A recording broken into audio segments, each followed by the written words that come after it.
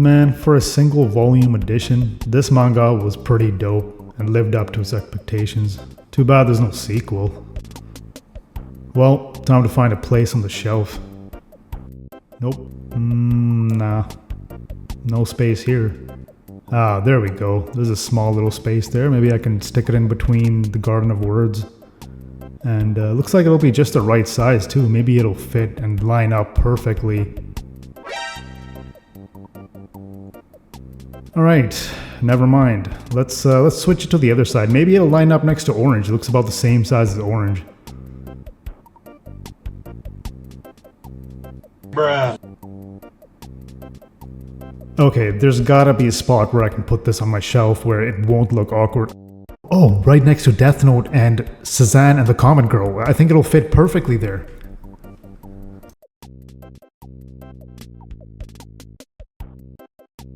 Are you freaking serious? I've been bashing my head trying to find a spot for this manga. Why can't everything just be one size? Okay, so jokes aside, I'm sure none of us actually want all manga to be the same exact size, but I'm sure some of you can understand my feelings of frustration in that clip, especially when you buy a new manga and it's kind of like a unique size compared to the other manga that you have on the shelf. Now, normally we do like to have bigger editions of manga, deluxe editions, complete editions, but if you're a collector like myself, you'll definitely come across these moments where you buy a manga and you're trying to find space on the shelf where it fits in with other manga. But I digress. Now, the point I'm trying to bring forward in this video is that there are different manga sizes.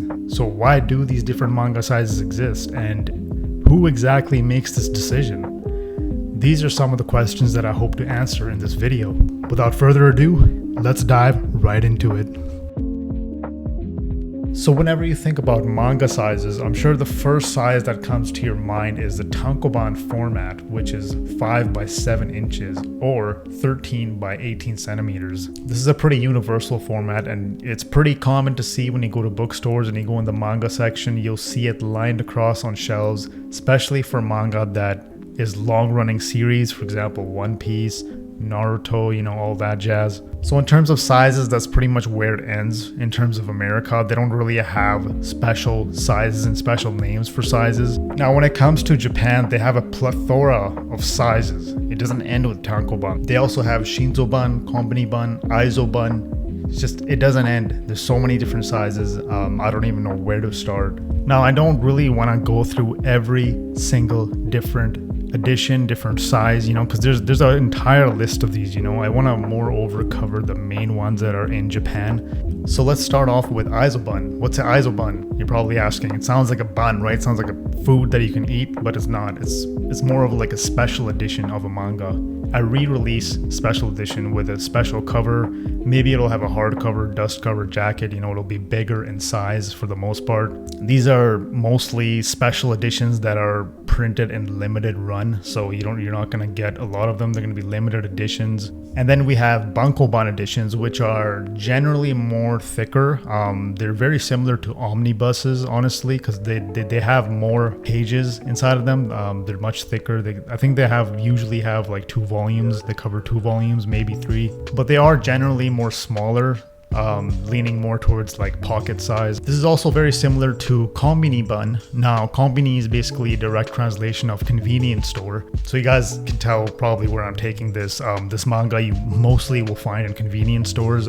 Similar to Bunkoban, it is thicker, usually covers 2 to 3 volumes. Once again, reminding me of omnibus editions that we see here in America.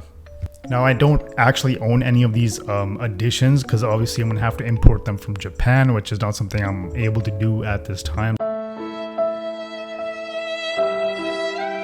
Which are only found in Japan, by the way. This is not in the West or in America. They don't have any specialized names in America. We just have, you know, omnibus, you know, deluxe edition, maybe like that kind of stuff. So that being said, what does America even have? Like I previously mentioned when I first started the video, the most universal size is the Tankoban that we see on shelves in America. Some publishers and authors like to play around with this size and they'll offer as, like they will publish manga which is slightly smaller, smaller trim.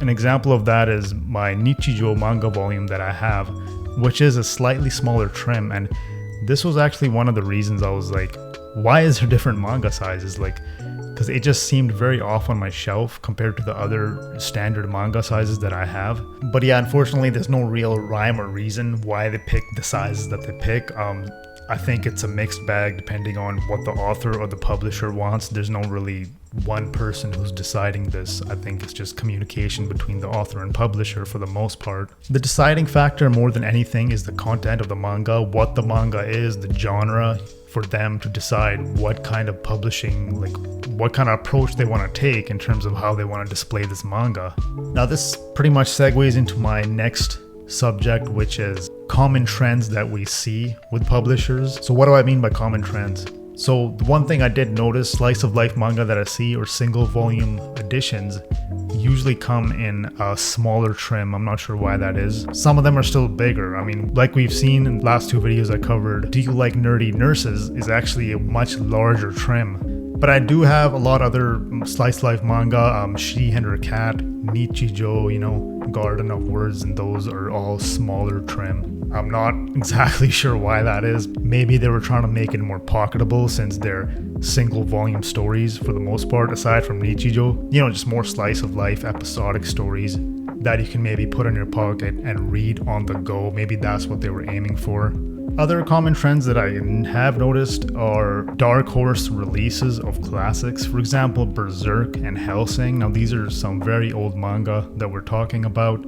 They were re-released in much bigger, much more hefty sizes. It looks absolutely beautiful, guys. I don't have Berserk, but I do have Hellsing. And these are very well-known manga. They have a cult following. They were very defining back in the day, so it goes to show that Dark Horses make this publication as special as they can. They want to make this manga stand out. They want to give it that nice, sturdy hardcover, those colors that make it pop. You guys know what I'm talking about, right? Other common trends I want to cover are author specific. A good example of this is VizBIG. They are publishing Junji Ito's stories in specific formats. All the formats line up perfectly. Every single Junji Ito volume that is released is mostly hardcover, most of them. I know that Dissolving Classroom is paperback. There are a few stragglers here and there that are in paperback for whatever reason, but the most well-known stories that Junji Ito has published have been published in hardcover volumes, and they look absolutely beautiful on the shelf. Very consistent in terms of the colors that are used, the font, and just the entire aesthetic and feel of it. Aside from that, I do see that a lot of publishers like to publish in this much smaller trim for omnibus editions. Now, as you can see, we also have I Am a Hero, which is much smaller size, Suzanne and the Common Girl, The Summer Ghost, all this stuff, all these omnibuses, published from various publishers are using pretty much the same size. As we can see here, KC Comics also has this consistency sort of that I recently realized with their Parasite manga and the Chobits re-release hardcover, both of them hardcover, and the quality for both of them is very, very similar. I can't believe I almost forgot one of the most important omnibus sizes, which is actually released by Viz Media. In fact, they have a special name for it, and it's called the VizBIG edition. And it is pretty big, no doubt about that. Unfortunately, I don't have many of these. I only have one single Rurouni Kenshin volume, the first volume of the VizBIG editions. However, I do know that they have released other manga, obviously, such as Dragon Ball Z and Vagabond in this special edition, and it looks freaking awesome. Yeah, I need to get more of these. But that is basically a wrap for this video, guys. Thank you so much for tuning in. I did really want to make this informative video about manga sizes. I've been planning it for a while. I just never got around to doing it until now. But I do want to bring more informative videos in the future, hopefully. Thank you so much for your support and for tuning in for this video, although it wasn't a review. I had a blast making it. But yeah, guys, I will see you in the next video. This is Rich Taku, your host, and I am signing off.